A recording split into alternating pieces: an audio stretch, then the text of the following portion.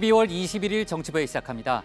모레부터 서울과 수도권에선 5명 이상 사적으로 모일 수가 없습니다. 코로나 확진자가 크게 늘자 긴급 행정명령이 발동된 건데 내년 1월 3일까지 동창회, 동호회, 직장 회식 등이 일절 금지됩니다. 정부는 내일 크리스마스와 새해 연휴에 초점을 맞춘 방역 대책도 내놓습니다. 다만 거리 두기 단계를 3단계로 당장 올리는 데에는 여전히 신중한 입장입니다. 자, 류 반장, 코로나 확산세가요, 법원 재판과 검찰 수사에도 영향을 미치고 있죠? 네, 서울 동부구치소에서 200명이 넘는 확진자가 나온 상황인데요. 대법원은 오늘 전국 법원에 3주간 재판 휴정을 권고했습니다. 그렇군요. 대검도 구속수사와 체포, 소환 등 대면 조사를 자제하라고 전국 검찰청에 지시를 했습니다. 정말 비상이 걸리지 않은 곳이었군요. 신 반장, 그러면은 내일 윤석열 검찰총장 정직 처분에 대한 법원 심문에도 영향을 받는 겁니까? 네, 대법원이 휴정을 권고하면서도 가처분이나 집행정지 같은 긴급한 사건을 예외로 해서 내일 그래요? 윤 총장 사건은 예정대로 열리게 됩니다. 이 법률적인 쟁점이 많아서 치열한 공방이 예상이 되는데 이 집행정지 사건은 빠르면 당일에 결과가 나오기도 하고요. 늦어도 크리스마스 전에는 결론이 나올 것으로 보입니다. 네, 윤석열 총장에게 크리스마스의 선물이 될지 악몽이 될지 궁금하네요.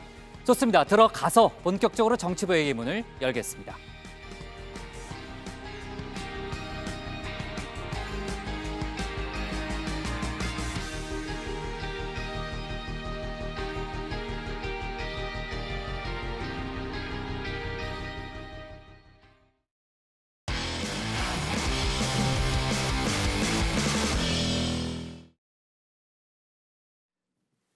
코로나 신규 확진자가 엿새 만에 1,000명 아래로 떨어졌지만 방심하기는 이릅니다. 주말이라 검사 건수가 줄어들었고요. 그리고 숫자 자체는 1,000명에 육박합니다. 확산세가 잦아드는 건 아니라는 거죠. 백신 확보를 두고서는 여야 공방도 계속되고 있는데 코로나 관련 소식을 유정아 반장이 정리해봤습니다. 아마도 주말 반짝 효과가 아닐까 싶습니다. 주말 동안 전체 검사 건수가 줄면서 확진자 수도 일시적으로 줄어든 것 아닌가 하는 겁니다. 오늘 코로나 신규 확진자 수 926명입니다. 엿새 만에 처음으로 1,000명 아래로 떨어졌죠. 하지만 사망자는 24명 늘어서 역대 최다입니다. 지난 13일 처음으로 1,000명을 넘긴 이후에 지난 16일부터 닷새 연속 1,000명을 넘었습니다. 최근 일주일간 신규 확진자는 하루 평균 1,015명, 지역 발생은 989명으로 3단계 격상 기준인 800명에서 1,000명을 충족합니다. 거리두기 3단계로의 상향 없이 현재 수준에서 확산세를 꺾을 수 있도록 조금만 더 인내하고 동참해 주실 것을 부탁드립니다. 네, 하지만 정부는 신중한 모습입니다. 확진자 1,000명대는 수도권 검사를 대폭 확충한 결과가 반영된 것이고 폭발적인 증가라기보다는 유지가 되고 있는 상황이라고 봤습니다. 또 병상 확충도 이번 주에 성과가 일부 있을 거라고 했습니다. 무엇보다 경제적 효과가 우려되는 상황에서 국민적 동의도 필요하겠죠. 혹시 3단계 조치를 하게 되면 2, 3일이라도 준비할 시간을 확보하겠다고 했습니다. 나흘 뒤면 크리스마스죠. 크리스마스 전부터 연말 연시까지 수도권에서는 진짜 고요한 밤을 보낼 수밖에 없게 됐습니다. 서울시와 경기도 인천시는 동시에 기자회견을 열고 모레 23일 0시부터 내년 1월 3일까지 5명 이상 모든 사적 모임을 금지한다고 밝혔습니다. 실내외를 막론하고 적용이 됩니다. 적발이 되면 사업주와 이용자 모두에게 과태료와 행정조치 등 엄중한 조치가 행해집니다. 가게와 회사 문을 닫지 않았다 뿐이지 10명 이상 모임이 금지된 거리두기 3단계보다 어떤 면에서는 더 강화된 조치입니다. 결혼식과 장례식은 2.5단계임을 감안해서 50인 이하 모임을 허용합니다. 동창회, 동호회, 야유회, 송년회, 직장 회식이나 워크숍은 물론 개모임과 집들이, 돌잔치, 회갑 70년과 같은 개인적인 친목 모임도 일체 금지됩니다. 시민 여러분, 지금 서울은 폭풍 전야입니다. 네, 이번 조치는 이재명 경기지사의 제안이 받아들여진 결과입니다. 지난 17일 페이스북에 5명 이상 집합 금지를 강력 권고하고 행정명령 발동하는 데 대한 도민의 의견을 물었었죠. 단일 생활권인 수도권, 서울과 인천에서 모두 함께 조치를 취해야 한다고 했습니다. 정부는 수도권 조치와 별개로 내일 크리스마스와 새해 연휴에 대한 방역 강화 방안을 발표합니다. 구체적으로는 스키장 같은 겨울 스포츠 시설이나 해돋이 여행, 수도권 지역 요양병원 등 취약 시설에 대한 방침이 될 것이라고 했습니다. 또 다른 방역 강화의 한 축, 바로 무증상 감염자를 찾아내기 위한 임시 선별진료소 검사 확대입니다. 수도권 임시 선별검사소 134곳에서만 오늘 94명의 환자가 추가됐습니다. 지난 14일 선별진료소가 설치된 이후 6일 동안 확인된 환자가 479명입니다. 대부분 증상이 없거나 경미하지만 혹시나 해서 자발적으로 검사를 받아본 사람들이죠. 이분들의 선제적인 검사 덕분에 잠재적인 N차 감염의 고리를 조금이라도 차단할 수 있었겠죠. 이 방송 보면서 혹시나 하시는 분들 얼른 검사 받아보시라고 영상 편지가 도착했네요. 특히 이번 검사는 5가지 오무 5가지가 없어도 검사를 받을 수가 있는데요. 자,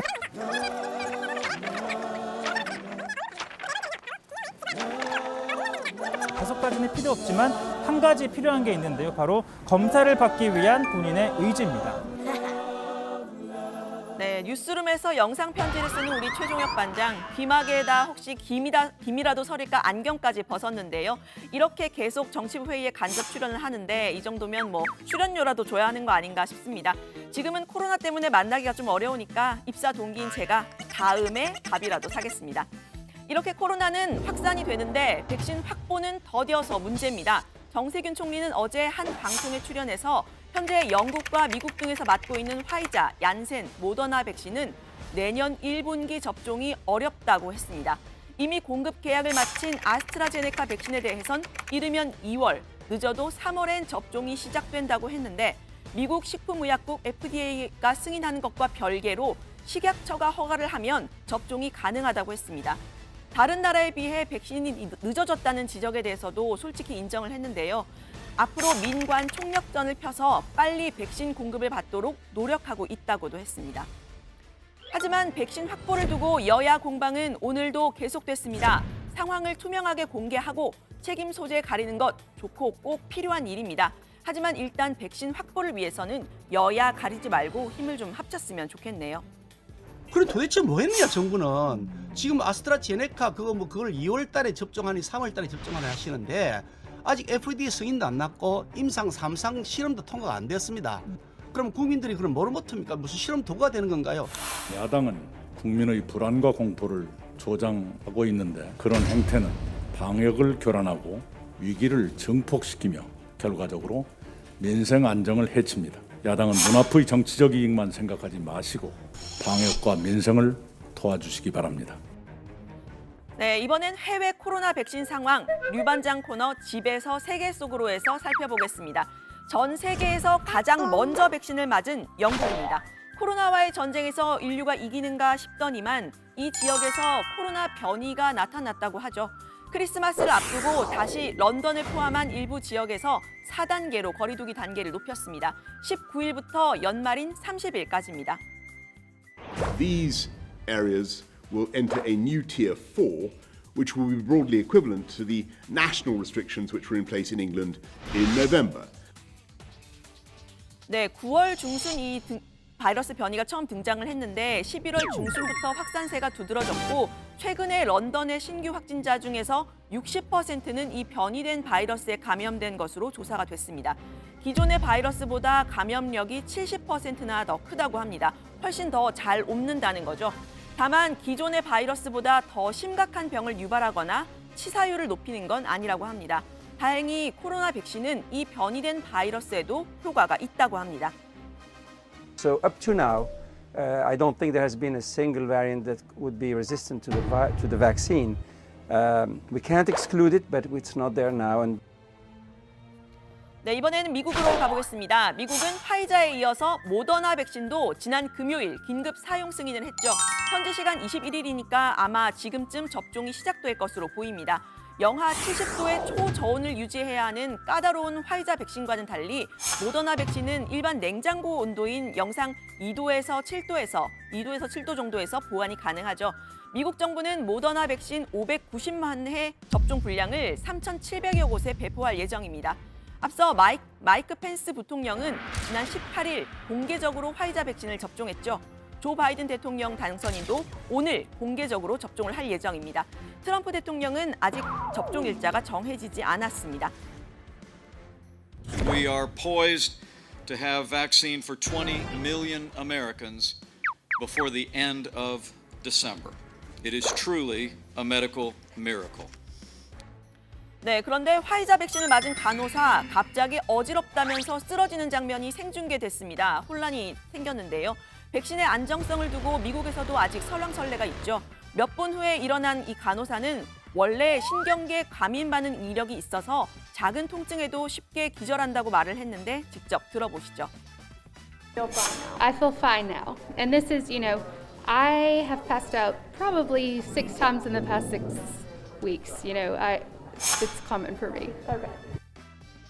네, 어쨌든 우리도 백신을 좀 빨리 맞을 수 있었으면 좋겠습니다. 집합 금지가 100명에서 50명, 다시 5명으로 줄어들면서 각자의 공간과 또 세계까지 좀 줄어드는 기분이 드는데 당장은 방역 조치를 지키는 것밖에는 답이 없어 보입니다. 오늘 발제 이렇게 정리합니다. 서울 등 수도권 23일 0시부터 5명 이상 집합 금지. 영국에선 코로나 변이 확산. 네, 영국의 변종 코로나 상당히 심각한 상황이라는 얘기 좀 들리고 있고요. 지금 이제 유럽 각국이 이제 영국으로부터 오는 이제 비행편을 막고 있잖아요. 근데 그 얘기는 조금 이따가 다시 한번 좀 해보고. 자, 23일 0시니까 사실상 내일 밤부터 수도권에서는 서울과 경기 등 수도권에서는 5명 이상 사적으로 모일 수가 없게 되는 겁니다. 상당히 이제 일상생활에 영향을 미치는 광범위하게 미치는 거니까 그 내용 다시 한번 좀 꼼꼼히 짚어볼까요? 네, 23일 0시부터 내년 1월 3일까지 12일 동안 5명 이상 모임이 모두 금지됩니다. 회식이나 동호회, 야유회 같은 사회 활동은 물론이고요. 집들이, 돌잔치, 회감령 같은 친목 모임까지 포함되는데 일상 공간 소모임까지 코로나19가 침투했다는 판단 때문입니다. 실내외를 막론하고 적용되고 서울, 경기, 인천 모두에 적용됩니다. 다만 결혼식과 장례식만 2.5단계 기준을 적용해 50인 이하 허용을 유지합니다. 네. 자, 이제 뭐 조금 더 자세하게 얘기를 하자면 이제 사람들 궁금증 중에 하나가 뭐 이제 5인 가족 이상인데 어떡하느냐 뭐 이런 질문도 많이 하잖아요. 근데 주민등록상 거주지에 한 거주지에 살고 있는 사람들은 관계가 없습니다. 그러니까 지금 사적인 모임을 지금 규제를 하는 거고요. 그리고 공무 수행이라든지 또 기업 경영 활동 등 필수적인 생활도 제외가 됩니다. 지금 이제 박 반장이 얘기했지만 기본적으로는 좀 불필요한 사적 모임을 이제 규제하는데 이제 목적이 있는 거고요. 그러니까 국회나 정부의 회의라든지 군부대 훈련이라든지 또 저희처럼 이제 방송을 하는 부분이라든지 영화 제작이라든지 이런 분들이 이런 부분은 다 이제 예외 사항으로 빠지는 거고요. 아무튼 친목 형성을 목적으로 한 그런 사적인 모임을 금지하는데 이제 목적이 있습니다.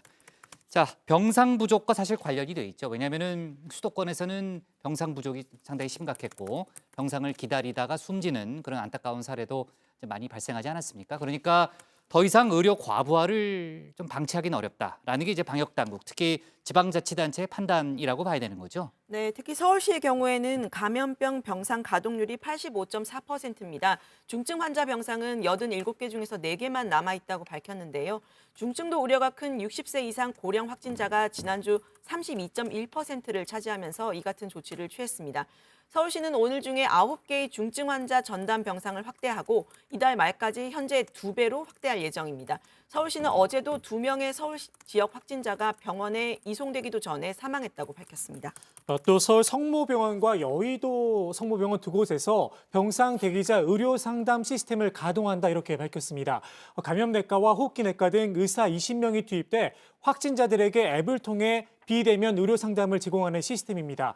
혹시 확진 후 병상 배정 전에 힘들거나 불안하시면 연락해서 도움을 받는 게 좋으실 것 같습니다.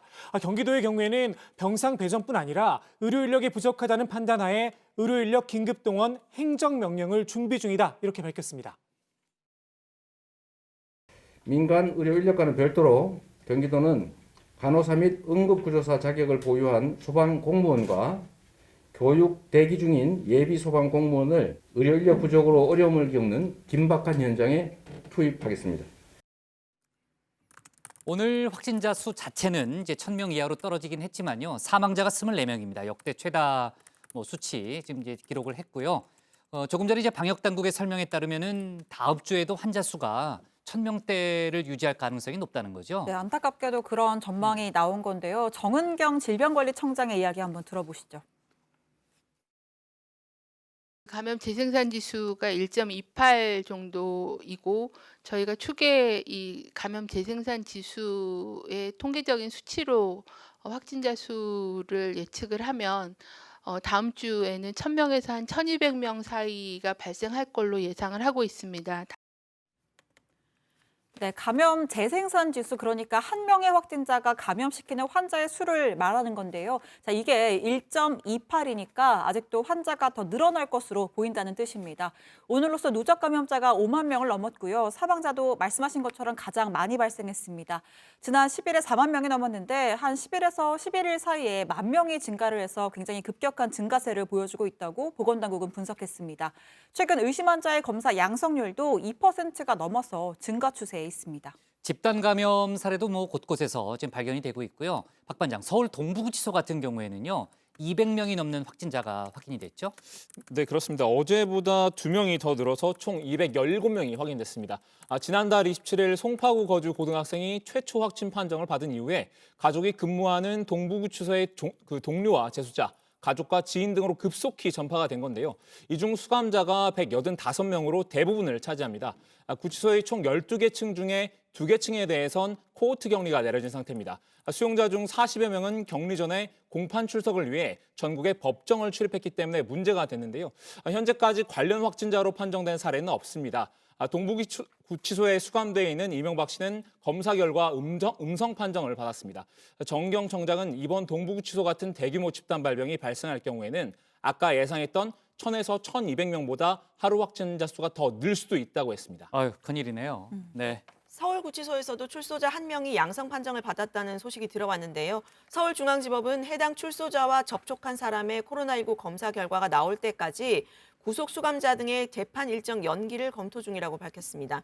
현재까지 이와 관련해서 구치소 직원 35명, 그리고 수용자 49명에 대해서 코로나 검사를 받도록 조치가 됐는데요.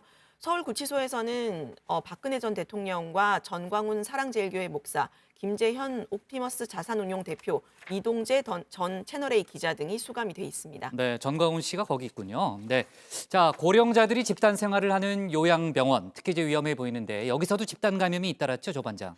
네, 그렇습니다. 경기 지역에선 코호트 격리 중이던 부천시 효플러스 요양병원에서 1명이 추가가 돼서 현재까지 146명이 확진됐습니다. 이 가운데 80대 여성 입소자 3명이 숨졌는데요. 이들은 모두 11일 양성 판정을 받고 격리된 상태로 열흘간 전담병상 배정을 기다리다가 사망을 했습니다. 시흥시 한 요양병원에서도 10명의 추가 감염이 확인돼서 누적 확진자는 직원과 입소자, 가족을 포함해서 모두 28명이고요. 인천 서구의 한 요양병원에서도 19일 이후 모두 24명이 확진 판정을 받았습니다. 방역당국은 21일부터 요양원 등 감염 취약시설의 모든 종사자 등에 대해서 수도권은 2주에서 1주, 비수도권은 4주에서 2주로 의무 검사 주기를 단축한다고 밝혔습니다. 기존의 검사 권고를 검사 의무로 바꿔 강화하겠다는 겁니다. 네. 자, 아까 류 반장이 이제 발제 뒷부분에 설명을 했지만요. 영국에서 코로나 변이가 발생했다는 거 아닙니까? 이제 확인이 됐고 우리나라에도 이 바이러스가 들어왔을 가능성은 없어요, 신 반장? 일단 우리나라와 영국을 오가는 이 비행기 항공편이 일주일에 한 4편 정도가 있다고 합니다. 최근 2개월간 영국에서 온 입국자 중에서는 확진자가 15명이 나왔다고 하는데요. 지금까지 1,600억 건에 대한 바이러스 유전자 분석을 했는데 현재까지는 영국에서 보고된 이 바이러스 변이는 국내에선 발견되지 않았다라고 합니다. 또 영국 입국자 확진자 21건에 대해서도 관련 변이는 없었다라고 했고요. 영국발 입국자 역시 2주간 격리를 하면서 검사를 하고 있기 때문에 기본적인 통제는 되고 있는 상황이다라고 설명했습니다. 자, 근데 이제 코로나 변이 지금 얘기했던 변이가 감염력이 70%라고 지금 하더라고요. 정말 엄청난 지금 위험성을 갖고 있는 건데 지금 유럽 국가들이 난리가 났다면서요? 말씀하신 대로 감염력이 워낙 높다 보니까 영국과 인접한 유럽 국가들은 완전 비상이 걸렸습니다. 일단 프랑스는 48시간 동안 항공은 물론이고요. 해상과 철도 등 영국에서 오는 모든 이동을 중단했고요. 독일은 화물길 빼고 모든 영국발 항공편 착륙을 금지했습니다. 이탈리아와 네덜란드, 벨기에 등 다른 유럽 국가들도 영국을 오가는 비행기와 열차 등을 막기로 했습니다. 그러니까 이제 백신을 뭐 맞아도 만약에 이제 코로나 변이가 이제 복잡해지면 저희가 참 좀 난감한 상황인데 그래도 아까 이제 유 반장이 설명했지만 이제 변이되는 이제 코로나에도 영향이 좀 영향력이 있다라는 게 이제 방역 당국의 설명이잖아요. 맞아요? 네, 그렇습니다. 네. 그 변이된 그 바이러스에도 좀 효과가 있다는 미국 설명. 방역 당국 쪽의 설명인 거죠? 예, 네. 미국 쪽에서. 지금 이제 그 전 세계에서 이제 백신 이제 공급이 본격화되고 있는데 중동 국가들도 이제 맞을 예정이라고요. 네, 중동과 아시아 국가들에서도 백신 접종이 이제 시작이 됐습니다. 이스라엘 베냐민 네타냐후 총리는 이스라엘에서 최초로 화이자 바이오엔테크 백신을 맞았습니다. 네타냐후 총리는 우주 비행사 닐 암스트롱이 달에 착륙했을 당시 했던 말에 빗대서 개인에게는 작은 주사 한 방이지만 우리에게 있어서는 큰 한 걸음이라면서 백신을 접종하라고 독려를 했습니다. 이웃 나라인 사우디아라비아도 17일부터 65세 노인과 의료인에 대한 우선 접종을 시작했습니다.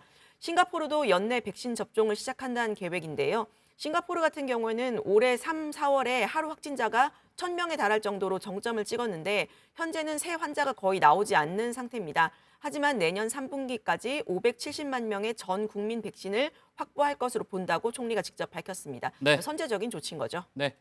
지금 이제 총리 얘기했지만요. 어제 이제 정세균 총리가 한 언론과의 인터뷰에서 아스트라제네카 백신을 2월에서 3월 사이에 도입할 예정이다라는 점을 밝혔지만 이제 다른 백신, 화이자라든지 모더나 같은 백신은 일사분기엔 좀 어렵다라는 그런 입장을 밝히기도 했죠. 자, 좋습니다. 오늘 여당 발제 이렇게 정리할게요. 서울 등 수도권 5인 이상 집합금지 영국선 코로나 변이 확산으로 제목을 잡겠습니다. 다음은 신혜원 반장의 발제를 들어보겠습니다.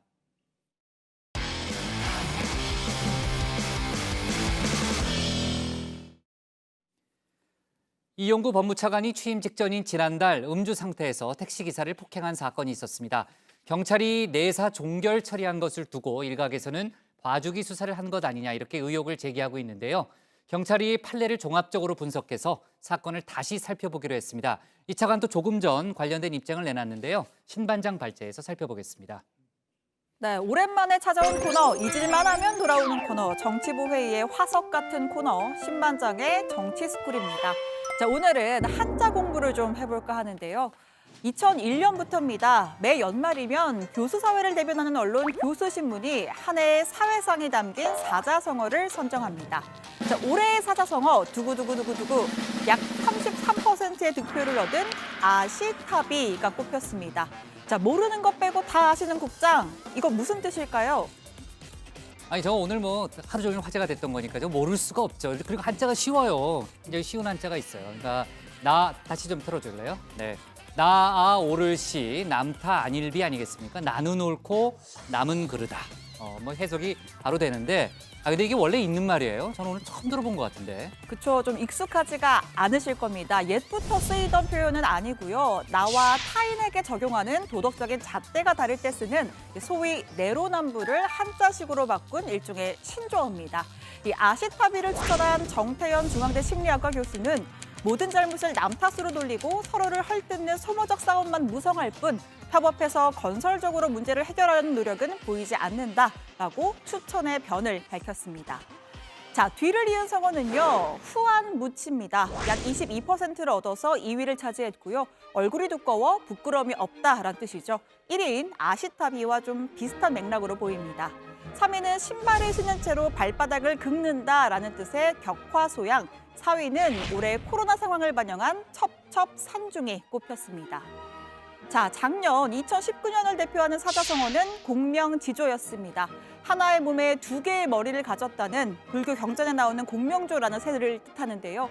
당시에 분열된 한국 사회의 현실을 반영했다라는 평가가 많았습니다. 그 작년 2018년에는 짐은 무겁고 갈 길은 멀다라는 뜻의 임중도원이었는데 논어에 나오는 말입니다. 자, 그리고 문재인 정부 첫 해인 2017년에는 그릇된 것을 깨고 바른 것을 세운다라는 뜻의 불교 용어 파사현정이 선정이 됐었죠. 국정농단 사태를 촛불로 극복한 사회상을 담았습니다. 이 성어 정치권에서도 여러 번 회자가 됐었는데요. 적임자가 자리에 앉은 것 같아요. 고맙습니다. 여러 가지로 부족해서 하여튼 부장님께서 좀 많이 지도 좀 해주십시오. 나가시기 전에 검찰이나 경찰에서 수장하신 분이 오면 내가 또 써드리는 거예요. 고맙습니다. 또 화산 현장을 아실 거고 이런 심정으로.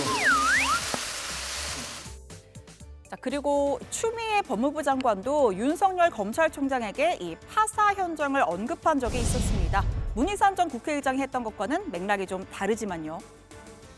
검찰 스스로가 정치를 하는 듯 왜곡된 그런 수사를 우리는 목격하면서 과연 파사 현정 그릇됨을 깨고 발음을 세운다는 그런 정신에 부합하는 올바른 공정한 검찰권의 행사가 있었던가, 정권을 봐주기 위해서 엄호하는 법무부 장관이라는 식으로 프레임을 씌우려는 시도도 있었습니다. 아마 올해의 상어 아시타비도 이 파사 현장처럼 종종 회자되지 않을까 싶은데요. 이 원래 뜻만 놓고 보면 이미 유행어처럼 쉼없이 들었던 말입니다. 특히 정치권은 각자가 이 손에 쥔 이중잣대로 서로를 지적하기 바빴다, 이런 지적이 있죠. 덩달아서 감싸고 말이야. 내로남불도 따로 왜 웃으지? 내가 조국이야 내가? 저희도 내로남불 하면 안 되지만 야당도 내로남불 하면 안 되고요. 내로남불의 적반하장입니다. 내로남불식의 논란과 갈등은 우리 국민에게 정치 불신을 심었습니다. 자, 오늘 정치권을 가장 뜨겁게 달군 인사 중 한 명인 이용구 법무부 차관도 이 내로남불 아시타비 논란에서 자유롭지 못합니다. 이 차관은 취임 전 변호사 신분이던 지난달 초에 서울 서초구의 한 아파트 앞에서 자신을 태우고 온 택시기사의 멱살을 잡는 등 폭행을 했습니다. 술에 취한 상태였다고 하죠. 자, 지난해 법무부는 도로 위의 폭력 행위에 엄정 대응하라라고 지시를 내렸고, 당시에 이 차관은 법무부에서 법률 검토를 관장하는 법무실장으로 재직하고 있었습니다. 그리고 이 사건이 일어난 뒤 한 달도 안 돼 차관으로 임명됐습니다.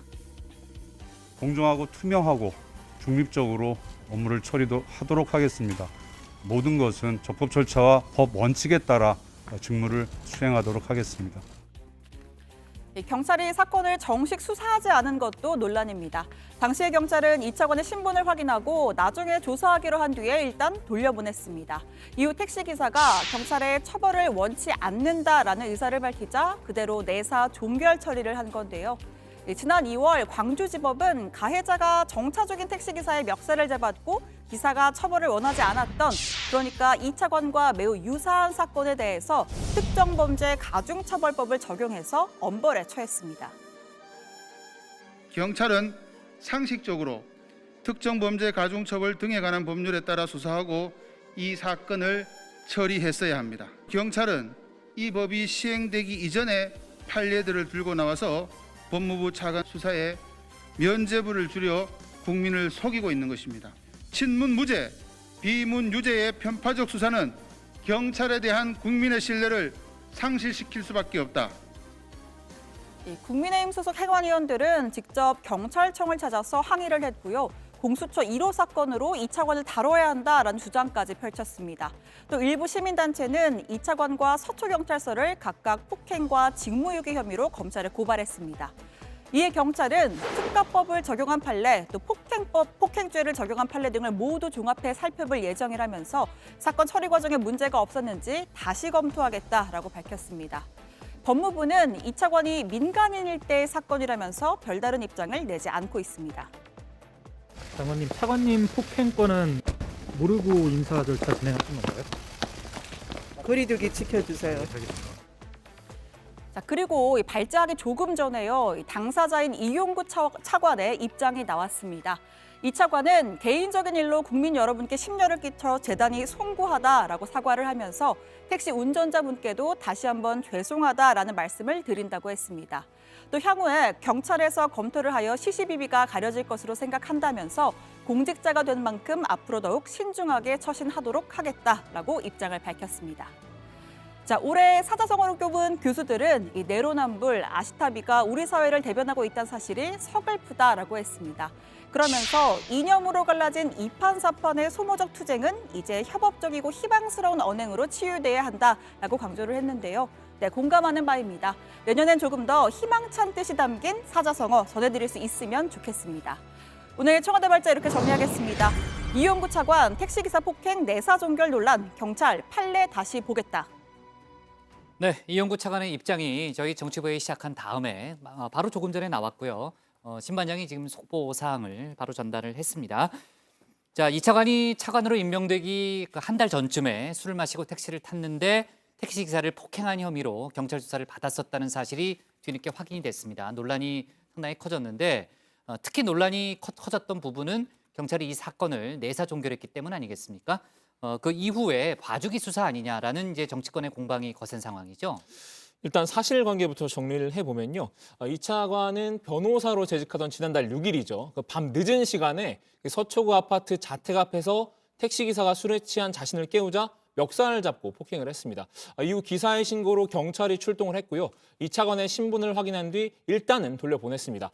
그 후 택시기사가 처벌을 원치 않는다는 의사를 밝혔고 이 담당서인 서울 서초경찰서가 피해자가 원치 않으면 처벌하지 않는 그 반의사 불벌죄 형법상 폭행 혐의를 적용해서 6일 만에 사건을 종결한 겁니다. 네, 그런데 형사처벌 여부를 떠나서 고위공직자로서 문책을 받을 만한 처실인이라는 비판을 피하기는 어려워 보입니다. 방금 전에 이 차관도 그 점을 들어서 사과를 했고요. 지난해 법무부가 도로 위의 폭력 행위에 엄정 대응하라라고 지시를 내렸는데 당시 이 차관은 법무부 법무실장이었습니다. 또 청와대도 이 차관 임명 검증 절차에 있어서 안일했다 이런 지적을 받을 수도 있는 대목인데요. 어쨌든 법적으로 가장 논란이 되는 건 특가법 5조 적용 여부입니다. 2015년에 개정된 특정범죄 가중처벌법, 소위 특가법에 따르면 운행 중인 택시기사를 폭행하는 행위는 반의사불벌죄인 단순 폭행이 아니라 이 특가법에 해당하는 사항입니다. 그런데 경찰은 특가법 개정 전인 헌법재판소의 판례를 근거로 들어서 이번 사건을 내사 종결 처리했습니다. 네, 일각에서는 부실 수사 의혹을 제기하고 있는 그런 상황인 거죠. 네, 그렇습니다. 지난 19일 시민단체 법치주의 바로세우기 행동연대가 이 사건에는 특가법을 적용해야 한다면서 이 차관과 경찰을 고발했습니다. 야당에선 경찰이 이 차관을 봐주기 수사했다는 공세를 펴고 있습니다. 경찰이 지문 무죄, 비문 유죄식으로 이렇게 한다고 하면은 도저히 국민들 그 상식 수준에 납득할 수 없는 것이고 이용구 차관은 스스로 공직에서 물러나야 되고 검찰이나 경찰의 수사에 응해야 된다. 대중교통을 이용하는 사람들 중 하루에 8명 정도가 운전자 폭행 사건을 저지릅니다. 문재인 대통령이 8명에 해당하는 사람을 찾아내 굳이 법무부 차관으로 임명한 이유가 법 질서를 교란하고 정의를 조롱하는 소임인 것으로 설명이 되는 인사입니다. 국민의힘 행안위 소속 의원들은 오늘 오후에 직접 경찰청을 방문해 항의를 했습니다. 또 이 차관의 사건을 공수처 1호 사건으로 다뤄야 한다면서 정부 여당을 압박했는데요. 김기현 의원은 이른바 정권 개입설 의혹을 제기를 하면서 당시 이 차관 주변에 힘 있는 사람에게 전화 통화를 했을 것이라면서 결백하다면 자신의 통화 기록 전체를 내놓고 검증을 받으면 된다 이렇게 주장하기도 했습니다. 네. 자, 이 차관의 입장 조금 전에 이제 신반장이 소개는 했지만요. 그 이 차관이 낸 입장의 전체적인 내용이 어떤 거예요? 네, 이 차관은 개인적인 일로 국민 여러분께 심려를 끼쳐드려서 대단히 송구하다면서 택시 운전자분께도 다시 한번 죄송하다는 말씀을 드린다 이렇게 밝혔습니다. 또 향후 경찰에서 검토를 해 CCTV가 가려질 것으로 생각한다면서 공직자가 된 만큼 앞으로 더욱 신중하게 처신하도록 하겠다 이렇게 밝혔습니다. 네. 자, 당사장인 이용구 차관의 입장은 나왔고 법무부나 민주당 쪽의 입장은 없어요. 일단 법무부 차원에서 공식 입장은 없고 오늘 추미애 장관도 출근길에 별다른 언급은 하지 않았습니다. 오늘 민주당 아침 지도부 회의에서도 이 차관과 관련된 별다른 언급은 없었습니다. 네. 자, 일단은 개인 문제로 보는 것 같네요. 자, 경찰이 판례를 다시 살펴보기로 했다면서요? 네, 경찰은 운행이 종료된 시점에서 둘 다 하차를 했는지 아니면 차 안에 있었는지에 따라서 특가법을 적용하지 않고 일반 폭행죄를 적용한 경우도 있다면서 특가법이 적용된 판례, 폭행죄를 적용한 판례를 종합적으로 분석해서 사건을 다시 살펴보겠다고 했습니다. 또 사건 처리 당시에 이용구 차관의 신분을 알고 있었냐는 질문에 대해서는 변호사인 건 알았지만 전직이 뭔지는 고려 대상이 아니다 이렇게 설명을 했고요. 또 블랙박스 영상을 확인했지만 기록되지 않은 상태라서 확인이 어려웠다고 덧붙였습니다. 네. 자, 뭐 주제를 좀 바꿔볼게요. 앞서 잠깐 얘기는 했는데 법원 검찰 쪽에도 코로나의 영향이 아주 크죠, 박 반장. 네, 법원행정처는 최근 서울 동부구치소 집단 감염 사례에서 보듯이 전국 법원 어디에서도 안심할 수 없는 상황이라면서 다음 달 11일까지 3주 동안 휴정을 권고했습니다. 코로나로 인해 전국 법원이 휴정 권고가 내려진 건 지난 2월과 8월에 이어 세 번째고요. 이에 따라 구속 관련이나 가처분, 집행정지 사건 등 긴급한 사건이 아니면 나머지 사건 재판 기일은 대부분 늦춰집니다. 검찰도 코로나19 확산을 막기 위해서 구속과 체포, 소환 조사를 자제하라는 긴급 지시를 내렸습니다. 네. 자, 아까 긴급한 가처분이나 집행정지 사건은 유지를 하고 그 일반적인 재판은 이제 3주 동안 쉬어라는 게 이제 법원행정청의 권고 사항인데 그 내일로 잡힌 윤석열 총장의 집행정지 사건은 그대로 진행이 된다는 거죠? 네, 그렇습니다. 윤 총장이 이 정직 2개월 징계 처분의 효력을 멈춰달라고 법원에 제기한 집행정지 신문 내일 열리게 됐습니다. 징계 처분 자체의 취소를 구하는 본안 소송과는 달리 이 집행정지 신문은 쟁점이 회복할 수 없는 손해와 긴급한 필요성이 인정되느냐 여부입니다. 자, 만약에 내일 인용이 되면요, 즉시 업무에 복귀를 하게 되고요. 기각이 될 경우에는 이제 정직 상태에서 본안 소송 결과를 기다려야 하는데 정직 기한이 2개월 내에 결과가 나올 가능성은 좀 드뭅니다. 그 경우에는 징계 시한인 내년 2월 중순까지 식물총장으로 남아있게 될 전망입니다. 네. 자, 아까 뭐 신반장도 얘기했지만 집행정지 사건은 신문 당일에 결과가 나오는 경우도 많잖아요. 그러니까 내일부터 저희가 또 촉각을 곤두 세워야 되겠네요. 내일도 뉴스가 많네요. 네, 좋습니다. 자, 오늘 청와대 발제 이렇게 정리하겠습니다. 이용구 기사폭행 내사 종결, 경찰 판례 다시 보겠다로 제목을 잡겠습니다. 다음은 조익신 반장의 발제를 들어봅니다.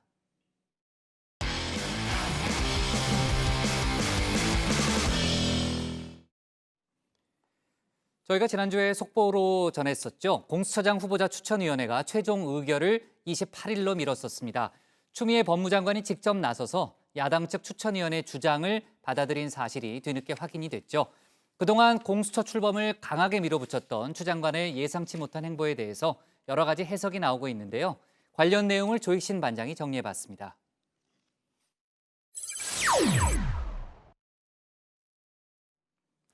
진격의 추다르크가 잠시 멈춤에 들어갔습니다. 공수처법 개정안이 시행됐죠. 빠르게 공수처장 후보자 추천 작업이 이뤄질 거란 전망이 많았었습니다. 그런데 후보자 확정을 열흘 뒤로 미룬 겁니다.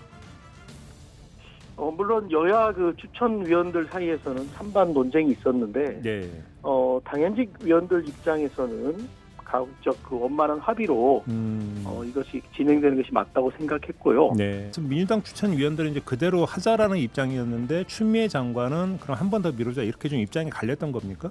네, 그렇습니다. 정말 좀 뜻밖이었습니다.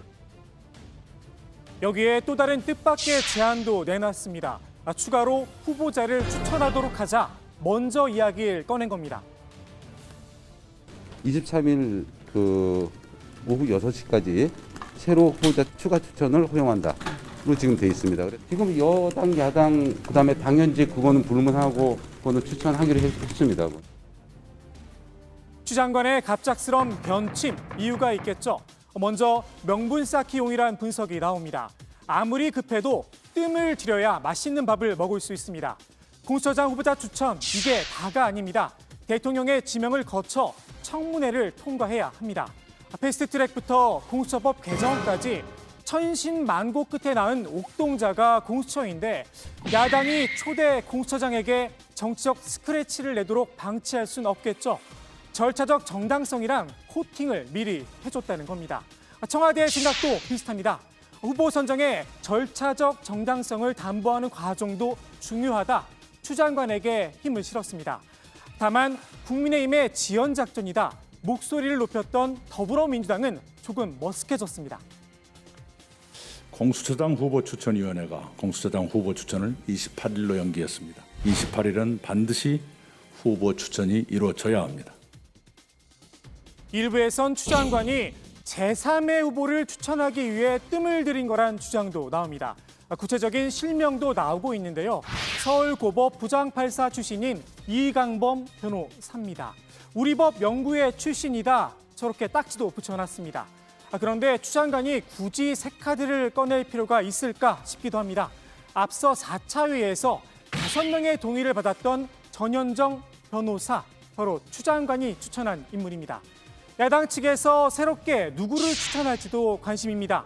일부에선 앞서 국민의힘 주호영 원내대표가 민주당 김태년 원내대표에게 제안했던 이 두 사람을 추천할 거란 이야기가 나옵니다.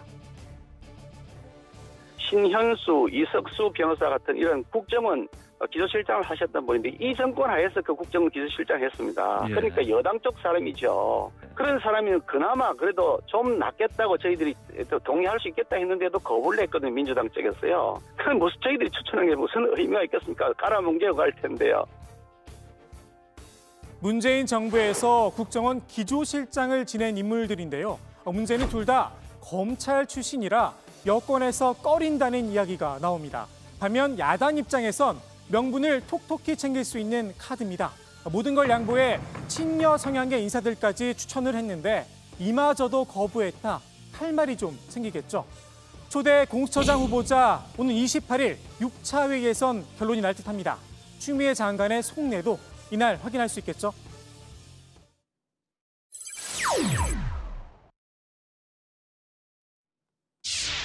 코로나 위기에 국민 피해 더 이상 지켜볼 수 없어 국가고시 이례적 허용. 정부에서 나온 발표냐고요? 아닙니다. 지난 10월 주요 대학 병원장들의 대리 사과가 있었죠.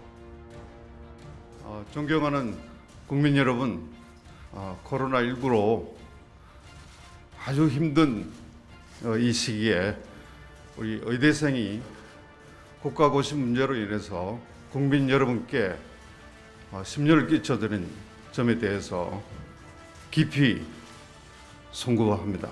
국민들의 마음을 잘 헤아리지 못한, 국민들의 마음을 우리가 사지 못한 이 점을 깊이 반성합니다.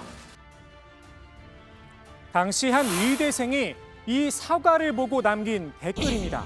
의사 파업 여파가 잠잠해질 때쯤 코로나 위기에 국민 피해 더 이상 지켜볼 수 없어 국가고시 이례적 허용이라고 어차피 허용해 줄 거라면서 뭣도 모르는 개 돼지들은 어차피 냄비 근성이라 끄덕끄덕 할 거다 예언을 한 겁니다. 그런데 이 글이 성지가 될 기미가 보입니다. 정세균 총리가 언론과 인터뷰를 했는데요. 의대생들에게 재시험 기회를 줄 거냐는 질문에 조만간 정부가 현실적인 여러 가지 상황도 감안해서 조치를 취할 거다 이렇게 답변을 한 겁니다. 국민 여론도 조금 바뀌고 있다면서 말입니다. 재시험은 없다 선을 그었던 보건복지부도 뉘앙스가 조금 달라졌습니다.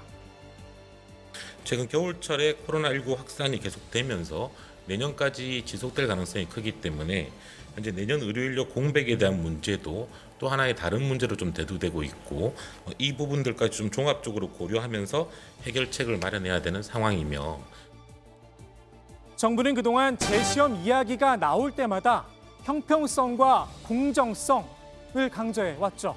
그런데 이번엔 이 두 단어가 쏙 빠졌습니다. 대한의사협회는 기다렸다는 듯 환영 입장을 밝혔습니다. 코로나19 상황이 장기화되었고 또 더군다나 지금 이제 3차 유행이 시작이 되었지 않습니까? 그래서 이런 굉장히 좀 특수하고 거기에다 이제 굉장히 좀 위협적인 상황까지 고려를 한다면은 당연히 해결이 되는 것이 여러모로 유리할 수밖에 없는 상황입니다. 그래서 어제 총리께서 이렇게 말씀하신 부분에 대해서는 좀 다행스럽게 생각하는 부분이 있고요. 앞서 대한전공의협의회는 한 발 더 나간 입장을 내놨었죠. 코로나19 상황이 심각하니 의대생들의 국시를 아예 면제해 의료 현장에 투입하자고 말입니다. 정치권에서도 의대생들에게 재시험 기회를 주자는 주장이 나왔었습니다. 지금이라도 조속히 의사국가고시 시행해서 2,000명 넘는 의료 인력을 현장에 투입하기를 바라고 코로나19 3차 대유행 우려스러운 상황 맞습니다. 지금도 우리 의료진들 영하의 날씨 속에서 고생스럽게 일하고 있습니다. 의대생들이 무기로 삼았던 의료 현장에서 말입니다.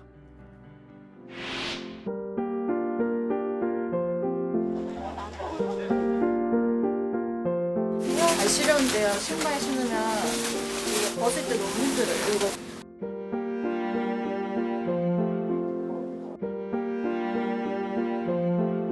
이거 얼었어요? 네, 얼었어요. 제 손보다는 볼펜을 녹이고 있는데 한국이 녹은 거예요.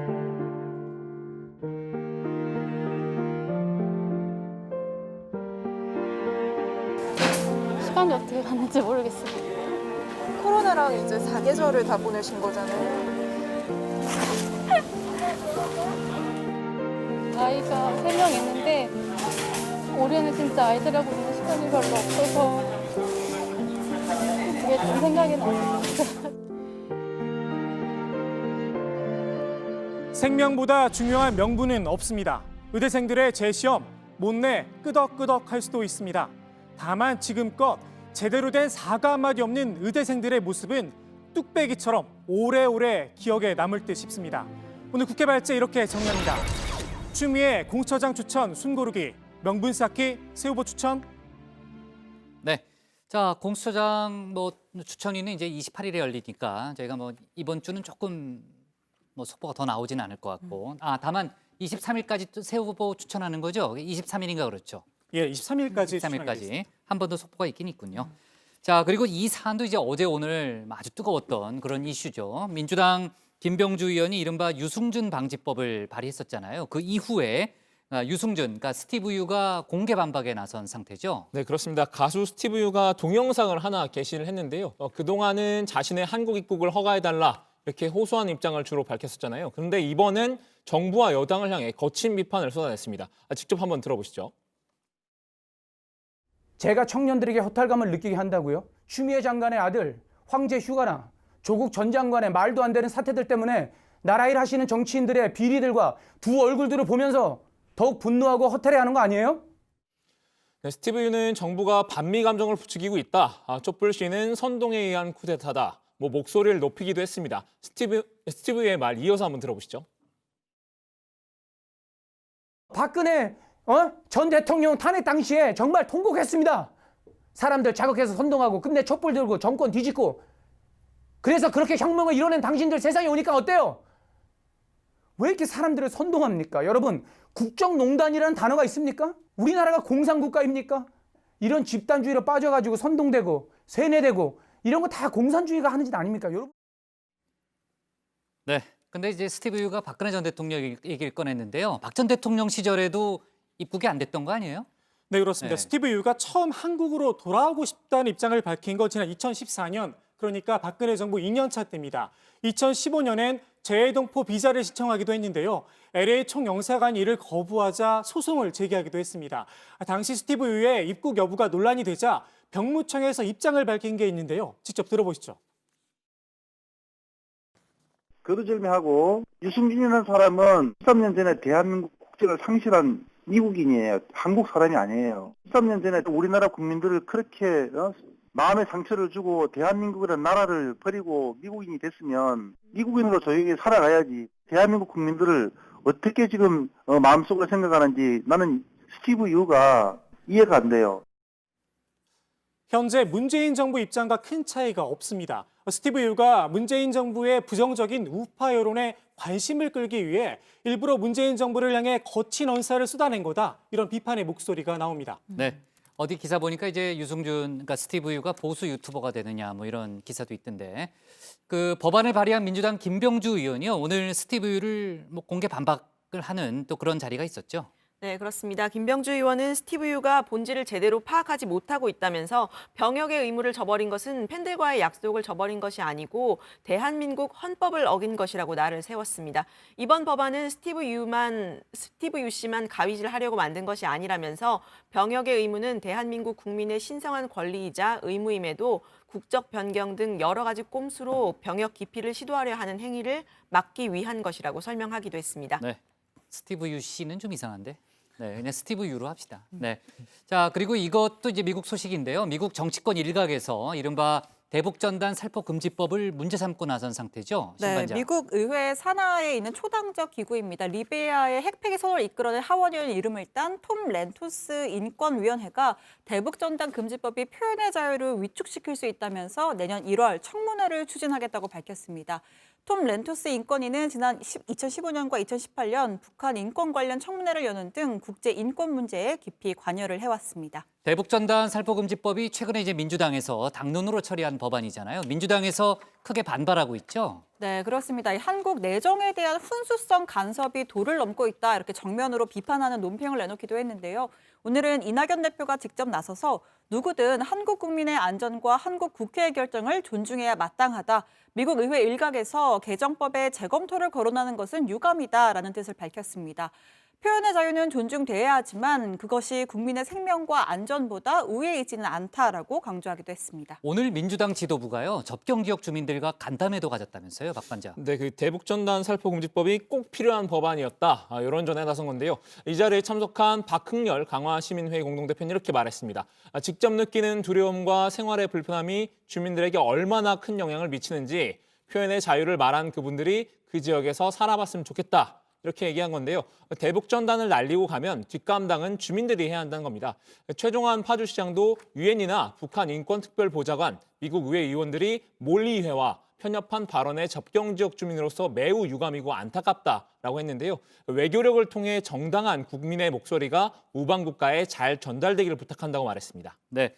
그런데 영국 의회에서요, 대북전단 금지법을 우려하는 목소리가 나왔다고요? 네, 영국 의회에 북한 문제에 관한 초당파 의원 모임이라는 게 있는데 여기 공동의장인 데이비드 올턴 상원 의원이 대북전단 살포 금지법에 대해서 우려를 표명하는 공동 서한을 영국 외무장관에게 전달했다고 합니다.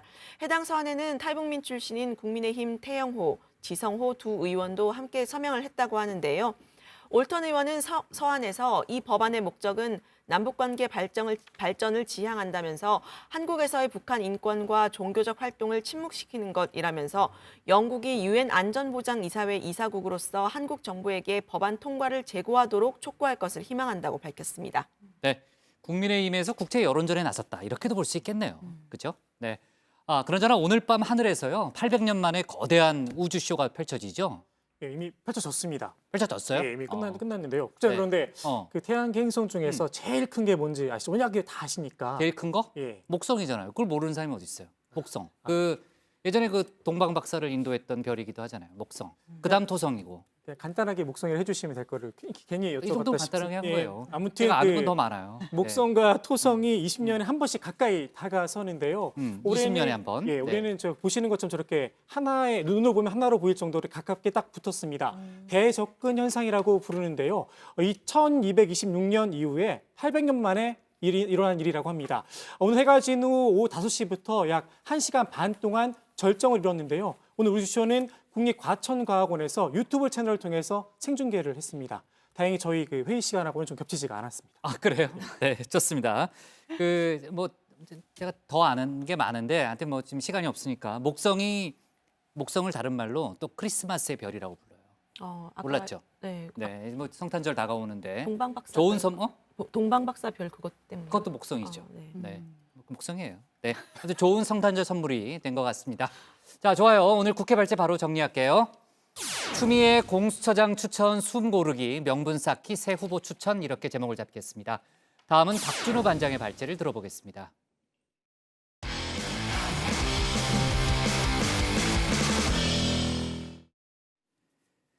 안철수 국민의당 대표가 서울시장 출마를 선언했습니다. 문재인 정권에 대항해 야권 전체가 힘을 모아야 한다는 취지로 출마의 변을 전했죠.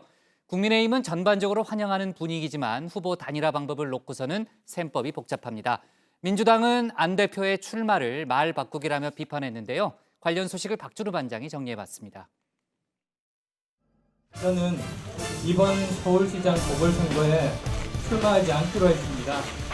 시민 안철수, 서울특별시장 선거에 나서기로 결심하고 맨 먼저 서울 시민 여러분께 보고드립니다. 결자 해지의 각오와 서울의 진정한 발전과 혁신을 다짐하며 서울시장 보궐선거 출마에 매진하기로 결심했습니다. 양보로 시작한 안철수 국민의당 대표의 첫 서울시장 도전. 9년이 지난 지금 안 대표가 세 번째 출사표를 던졌습니다. 2년 전에도 출마를 선언했지만 이번엔 결이 다릅니다. 문재인 정권에 대항하는 안타고니스트로서의 성격이 훨씬 짙어졌습니다. 이번 출마의 첫 번째 키워드는 반문재인이기 때문입니다. 물론 2년 전에도 현재 정권에 대한 비판이 있었죠. 하지만 그때가 비교적 순한 맛이었다면 이번엔 매운맛이라고 해야 할까요? 문재인 정부의 경제 정책 제대로 가고 있습니까? 일자리는 늘고 있고 입시 제도는 정착이 되어 가고 있습니까? 핵심은 견제와 균형입니다. 문재인 정권은 민주주의의 적, 독재 정권이 되고 있습니다. 이런 정권, 이런 무능을 내년 보궐선거에서 심판하지 않는다면 대한민국은 세상 물정 모르는 운동권 정치꾼들이 판치는 암흑의 길로 영원히 들어서게 될 것이라는 결론에 이르렀습니다. 안 대표 사실 얼마 전까지만 해도 서울시장 출마 관련 질문에는 노로 일관해 왔습니다. 불과 지난달만 해도 부정적인 뉘앙스는 여전했습니다.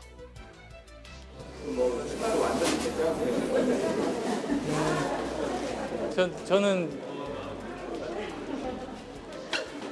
정말 몇 번만 더 들으면 100번 듣는 질문인데 저는 정권 교체를 위해서 최선을 다하겠습니다. 네, 언론과 인터뷰에서 서울시장 절대 안 나간다라고 말씀을 하셨거든요. 근데 오늘은 약간 답변이 그때와는 조금 다른 것 같아서. 아니, 저는 변함없습니다.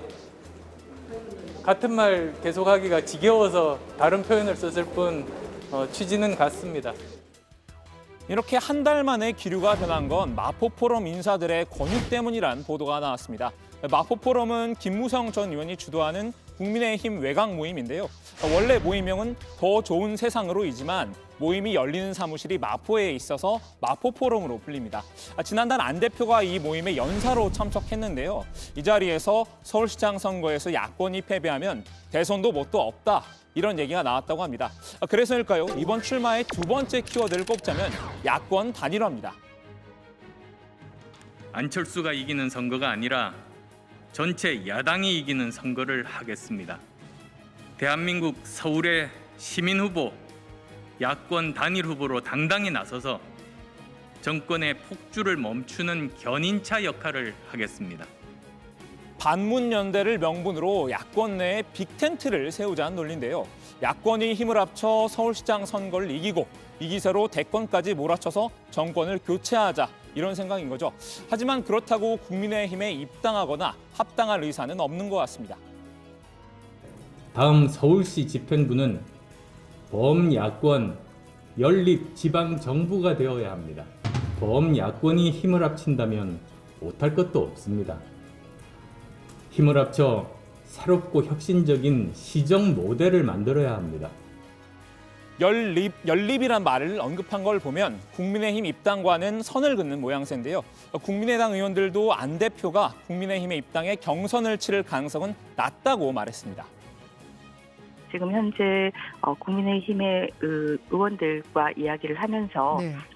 통합과 입당을 해서 단일화를 하는 방법은 서울 시민들의 인식에 비추어 봐서는 더 좋은 그러니까 더 잘한 선택은 아닌 것 같다라는 부분에 대해서 저희들의 인식과 판단을 좀 공유를 하고 있습니다.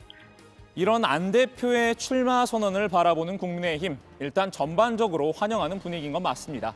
중도 이미지와 인지도를 갖춘 안 대표의 출마 선언은 야권 전체에 컨벤션 효과를 가져다 줄 수 있기 때문입니다. 판이 커지면서 야권 내 경선의 흥행 요소로 작용한다는 거죠. 하지만 국민의힘이 바라는 건 딱 거기까지인 듯합니다.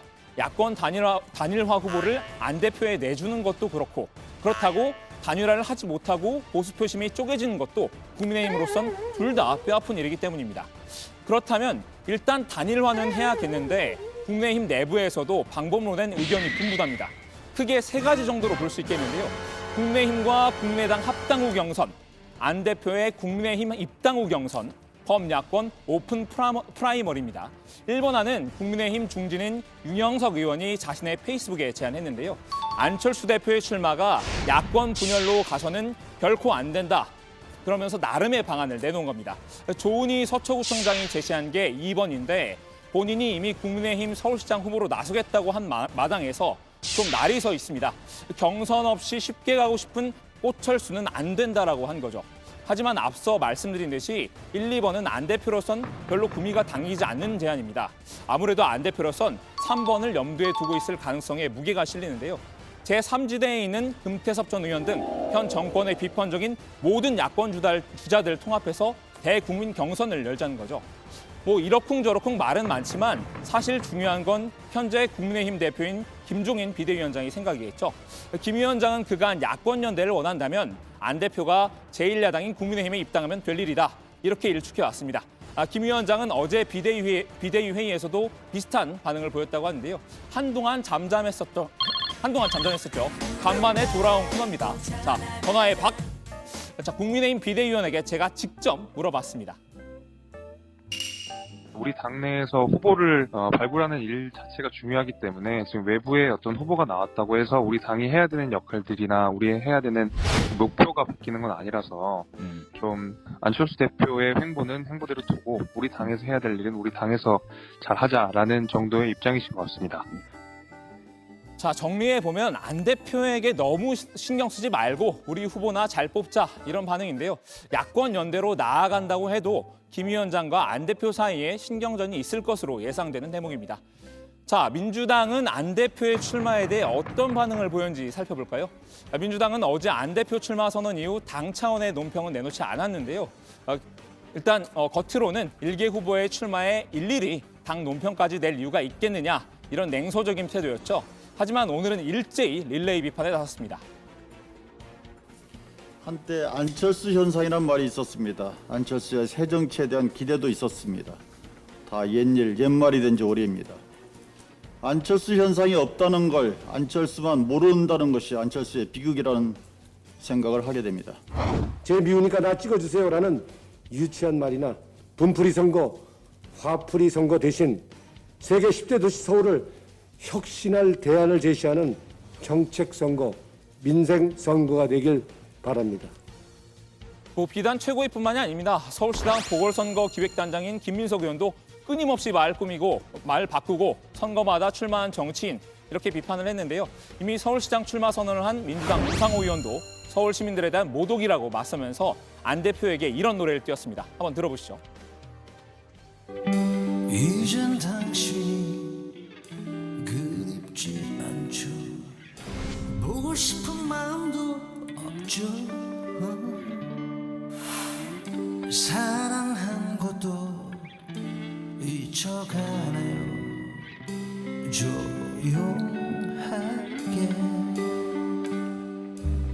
아무래도 민주당으로선 신경을 안 쓴다고 해도 야권 단일화는 얘기까지 나왔으니 머리가 아플 수밖에 없겠죠. 민주당 내부에서도 서둘러 중량감 있는 후보를 내야 한다는 분위기인 듯합니다. 관심이 박영선 중소벤처기업부 장관에게 쏠리고 있다고 하는데요. 실제로 박 장관은 서울시장 선거에도 출마했던 전력이 있고 현재 각종 서울시장 후보 여론조사에서 민주당 내 선두를 달리고 있습니다. 다만 아직 박 장관이 공식 출마 선언을 하지 않았기 때문에 좀 더 두고 볼 일입니다. 자, 마지막으로 짚고 넘어갈 게 하나 더 있습니다. 또 다른 야당이죠. 정의당 입장인데요. 안 대표가 야권 단일 후보라는 얘기를 꺼내자 격앙된 반응을 보였습니다. 정호진 수석 대변인은 착각은 자유라면서 안 대표 본인의 바람을 말씀한 것 같아 안쓰럽다고 했습니다. 정의당도 엄연히 야당인데 안 대표가 무슨 자격으로 야권 단일 후보라는 표현을 쓰냐는 거죠. 무례하고 옳지 않다고까지 말했습니다. 정의당으로선 상당히 듣기 껄끄러웠던 모양입니다. 안철수 대표 일단 출마 선언은 했지만 자신의 바람대로 야권 단일 후보가 되기까지는 험로가 예상되는데요. 오늘 야당 발제 이렇게 정리합니다. 안철수 서울시장 등판에 야권 들썩, 여당 릴레이 비판. 네, 어쨌든 이제 안철수 대표의 출마 선언으로 전반적인 이제 판이 커진 건 사실이에요. 이제 각 당의 분위기 박 반장이 잘 정리해봤고요. 원래 국민의힘 내부에서 후보군으로 거론되던 인물들의 반응은 어떻게 나오고 있어요? 네, 이게 오세훈 전 서울시장이 페이스북에 글을 하나 올렸는데요. 네. 어제 올린 글입니다. 안철수 국민의당 대표의 보궐선거 참여가 야권 단결의 시발점이 돼 정권 탈환으로 이어지길 바란다 이렇게 밝혔습니다. 일단은 환영하는 반응을 보인 건데요. 문재인 정권 심판에 대한 공감을 드러내면서 통합된 야권의 서울시장 보선 필승이 나라를 되살리는 초석이 될 거다 이렇게 밝히기도 했습니다. 다만 보궐선거와 대선 승리로 가는 야권 통합에 국민의힘이 중심이 돼야 한다는 뜻도 내비쳤습니다. 또 보궐선거가 야권 전체 승리가 되기 위해 본인도 필요한 역할을 하겠다 이렇게 밝혔는데요. 오 전 시장 본인은 서울시장보다는 대선에 더 관심을 둔 걸로 알려져 왔는데 서울시장 출마 등 당 내외의 권유가 있으면 고려해보겠다 이런 뜻으로도 풀이가 됩니다. 네, 나경원 전 의원도 안 대표 출마와 관련해서 흥미로운 전개란 짤막한 입장을 전했습니다. 다만 오늘 서울대병원에서 1997년 아들을 출산했다라는 내용의 의사소견서를 공개했는데요.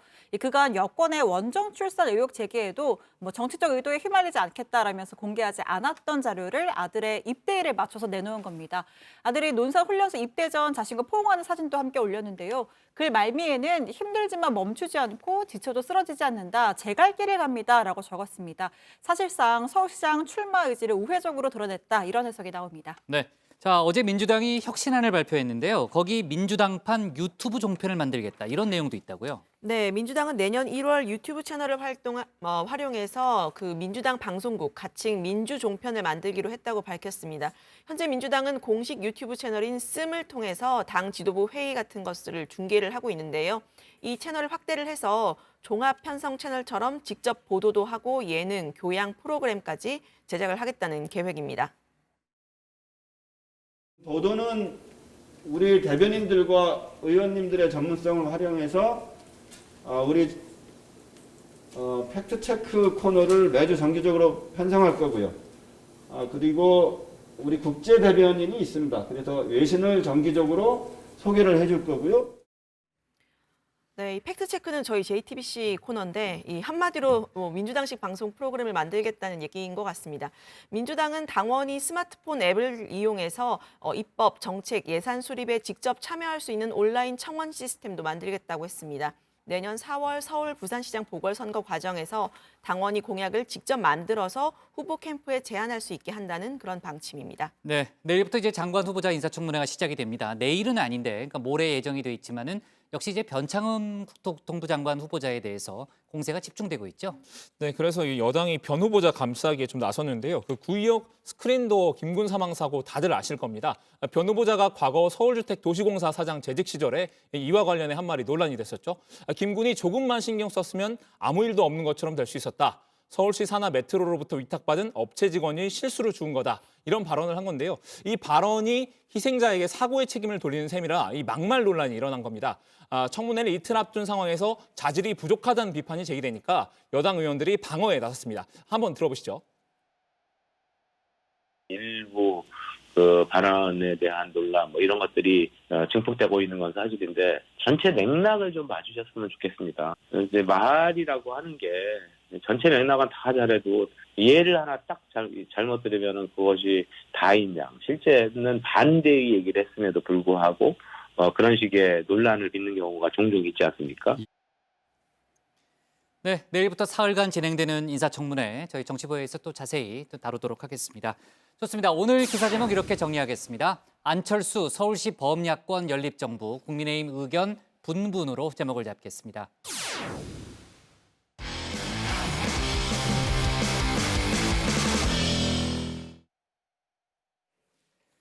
네, 오늘 저희가 고른 밑줄은요.